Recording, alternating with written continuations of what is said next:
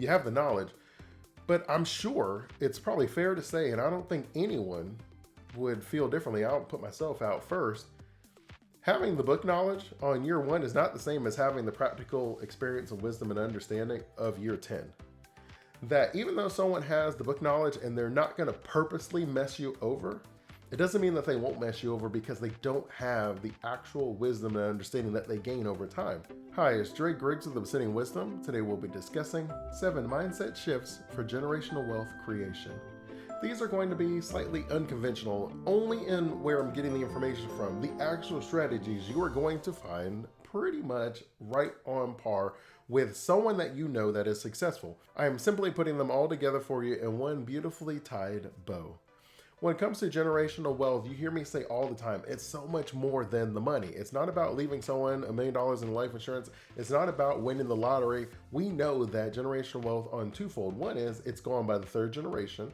2 is if people win the lottery, they're likely to be broke within 5 years of winning it. And 3 is there is this small generational wealth curse that some people don't talk a lot about, but sometimes it ruins your children to leave them a lot of money. As a result, there are people who think that you just simply should not leave anything for your generation. But the Bible says that blessed is the person who leaves his children's children an inheritance. So the unconventional approach, I'm actually going to take it from the Bible, and it's my favorite verse in the whole Bible. I'm going to share that with you today, and that is Isaiah 11:2. It's going to be slightly unconventional in the fact that you probably haven't heard it explained this way, but as you all are well aware, I have a master's in biblical studies, right? I've studied this stuff. I know this stuff. It is a part of our family culture. And so if you want to have a mindset shift so that you can create generational wealth for generations to come, these are the 7 things that you have to make sure that your children know. All 7 of them. If you miss any one of them, it is possible that they will lose as generational wealth, or that generational wealth curse may creep into your family's lineage. So we'll start, and I'll just read the verse first so that way you at least know what I'm talking about, and then we'll have the conversation. So it says, the Spirit of the Lord will rest on him, the Spirit of wisdom, understanding, the Spirit of counsel and might, the Spirit of knowledge and fear of the Lord, and he will delight in the fear of the Lord. So I actually work this list from the way up, and I believe that you have to start with the bare minimum, and that is the fear of the Lord. So naturally, when we say the fear of the Lord, like, what is that, right? Should we be scared? Well, no, we should have respect. Most people get that part right. But what does it mean to have respect? Like, respect of what? Respect of the system that he created. So we all know that there's certain laws in this universe. We know gravity. We don't jump, and we know we'll fall. We understand that there's certain mathematical equations that create the exact results that we want. We know if we want to lose weight, we know exactly what to do. We all have that knowledge. We know that if we want to fly in a plane, that there's physics that explains why that is possible. We know that if we want to create wealth, there is a process in place to be able to do that. That as long as you have respect for the way that the universe that we live in is designed, and you learn and follow the patterns, then you can get the results that other people get. There is no bias in our universe in the sense that if someone told me that, you know, if I was to start a business and I was to do A, B, C, D, then I should make this amount of money. Well, then if I do that, I should get the same result. And oftentimes we find out that if we aren't getting the same result, that we are not actually doing it the way that they are doing it. We think we are, we have this sort of understanding, but as long as you have respect, where you're not trying to do something that is not possible based on the design of our universe, then you should be okay, as long as you don't give up. You have to teach your children that there are certain statistics, is the way that I discuss them, where you hear me say 60% of people are retiring broke every single year. Where I tell you 65% of people are living paycheck to paycheck. If I tell you that 70% of people 65 and older will have a long-term care episode where they have to have about like $150,000 over a 3-year span. If I tell you that there's a certain probability that something will happen, you have to then have enough fear and enough respect to put a plan in place that you don't fall into the statistics. If you're worried about anything in your family culture, then you have to put a plan in place. You have to respect that. Don't stick your head in the ground and say, well, we'll be different. I'm the exception. That's not respecting the Lord. And it tells you, right? It says, he will delight in the fear of the Lord, right? It is such a benefit to simply be able to take a step back and say, hey, look, this is the likelihood of success. This is the likelihood of failure. Should we do it? This is how much money we can expect to make. We call those benchmarks, right? I will do that, right? If you're like, hey, I got a business plan, I will take the benchmarks and say, yeah, your numbers are a little exaggerated based off of historical data. Now, granted, and I always tell people, because it hasn't happened doesn't mean it can't happen, but it does mean it hasn't happened, and you should take that into consideration. And then you work your way up from that same verse. The next one is the spirit of knowledge. So as we create this respect, we're going to go out and learn things. And as we learn things, we gain knowledge. Knowledge is a wonderful thing. It just means that we know how things work. If we don't have necessarily the understanding or the wisdom or the logistics of exactly how to do it, or even the understanding of how long it will take to be done. We just simply have some general knowledge, and we have a good feeling that we can do something. We know that if we were to plant a tree and water it, that it should grow. We know that if we give it good soil, that it should grow. We know if we take an orange seed, that it should grow an orange tree, right? We have just general knowledge, nothing too crazy, but it's important that we grow in our understanding, right? You start with respect for the system and its design, and then you gain knowledge on the parts of the system that makes the most sense to you. I read a lot about the stock market, investing, financial planning. I do that for you guys. I do that for me. I do that for my own family. I share it with my kids. I have this knowledge. This is my area of expertise. Other people will have knowledge in their areas of expertise, which you can then use them and leverage them inside of your family culture. Most people have to have the mindset shift that knowledge is enough, that you can just simply walk out, read a book, and then go do it tomorrow. You and I both know that most things aren't that easy. Think of something that you are an expert in, something that everybody asks you about. If you were an artist or if you did anything, when people are like, oh yeah, I could do that, you in your mind are thinking, no, you can't. Like, no, you can't. You're not going to do it tomorrow. Not at my quality. Yeah, sure, you can do it. You can go watch like a video and try to do it, but you can't do it at my quality. We often misunderstand and overvalue money over time. That we say, all right, well, I want to save money, so I'm going to do it myself with my time. But if the quality isn't there and the love for it isn't there, which we're going to get into a little bit more later, then you're not going to have the same results. You have to be able to love the time that you're willing to spend the money to get the time, right? Like if you could leverage someone who has 20 years of experience in something and you just found out about it today, and so you could start the journey and trial and error and go through all the mistakes, the stuff that I've done wrong. And, if you were trying to do my job, or you could just talk to a professional. I remember when we were first going to court, I was trying to get like a shared custody plan in place for my oldest. And I had talked to a lawyer that was down in that area. And when I tell you, the lawyer was like $350 an hour. Like, it was not something that at that time I was very comfortable paying for, but something told me just to go for it.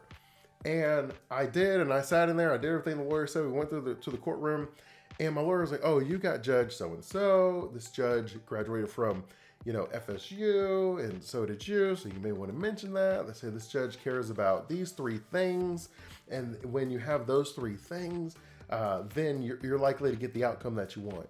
She's very particular on her time and yada yada, just knows everything about him, the whole thing. See, myself, I had the knowledge. I knew I should probably have a lawyer. I didn't know how to choose the right lawyer. I didn't know anything about that. I was very thankful that I was very blessed that I ended up with the perfect lawyer for my situation. But I did not have any sort of understanding about this. And that leads you into the next category, where we should talk about having the spirit of counsel and the spirit of might. To create generational wealth, you must make sure your children understand that they don't know it all. And you have to lead by example. You can't go around breaking everything and then telling your kids, hey, you don't want to do this. You want to make sure you hire someone. You can't always make sly comments where you're like, the people aren't worth it, the professionals aren't worth it, because then who do they lean on for counsel if you spend all of your time telling them that the people who are licensed and professionals can't do it?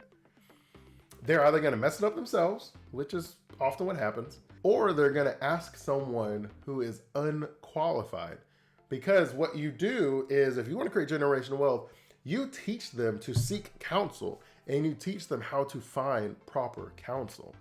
Right? It's not enough to just say, hey, look, everybody's a scammer, no politician, everybody's a liar, everybody's this. Well, then if everybody's bad, then they feel like there's either no reason to hire anyone or it doesn't matter who they hire. You should explain to them that there is such a thing as good counsel, that there is such a thing as good advice, sound advice, and very beneficial advice.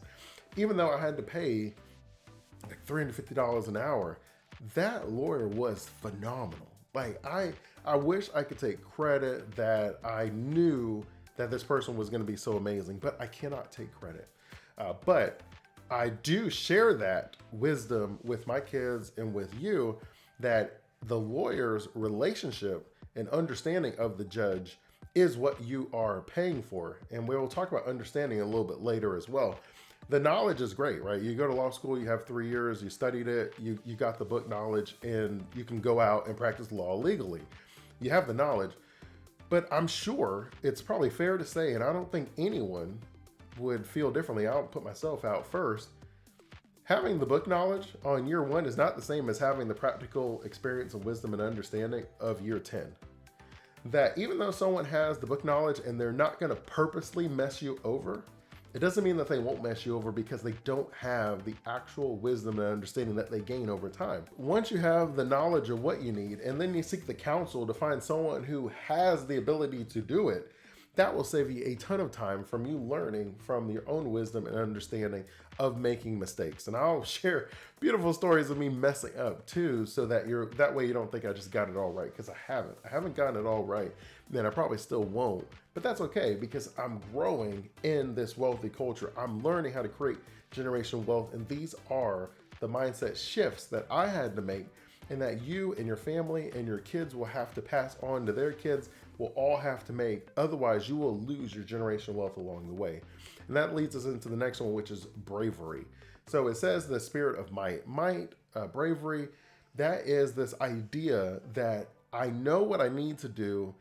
I don't know how it's going to turn out, and I'm going to do it anyways, because I already have the respect for the system. I understand that this is what is necessary. I understand that this will get the results that I want. And yeah, you're right. Me planting a seed and watering it doesn't always grow into a beautiful tree, but there's no other way to get the tree than to plant the seed and to water it. Now, even if you were trying to be slick, because people do that, and they'll say, well, Dre, I could just go buy the tree. That's sure. But someone planted the seed and watered it. Right. That is what is required. That is the general knowledge. Now we can move up, and then we know I need to give it sunlight, I need to give it water. And then sometimes you seek counsel, and you may say, look, I tried to do it for a year, my grass is dying, my plant isn't looking good, everything's looking rough. And then you may talk to someone, you may seek counsel, you may just hire someone. Like, I don't want to do it anymore. But if you seek counsel and talk to someone, they'll say, oh, well, you're using the wrong type of grass for this particular environment. Isn't that amazing? How someone who has that wisdom and understanding, how they're able to explain so effortlessly what it is that we're doing wrong. Like in our mind, we're doing everything right. We have exactly the steps. It said plant the seed. It said give it soil. It said water it. And then the person's like, yeah, this one isn't going to grow in this particular environment. And you're like, well, dang, nobody told me that. And when you talk to people in counsel, you'll sit there and say, all I need is the truth on my side. Yeah, that's good for a bumper sticker. But in real life, that's not how things are. Like the truth is, unfortunately, the truth is not always the most important thing whenever you're, in court and seeking counsel and different things, that there's so much more that goes into that. And you want to make sure that your generational wealth, that you have to have that mindset shift where you have to have the bravery in times of uncertainty, that we have to have faith that we have done enough of the work and the foundation where we have that general knowledge, we seek good counsel, or we sought a good counsel, and we're building the team of professionals around us, where we have a financial planner for our family, where we have an estate attorney for our family, where we have wills and powers of attorneys for our family. Maybe we have a trust that's designed for our family. All of these things require you to seek counsel, that you can't just have your children and you as a family saying, you know what, we'll figure it out on our own. We don't need to worry about any professionals.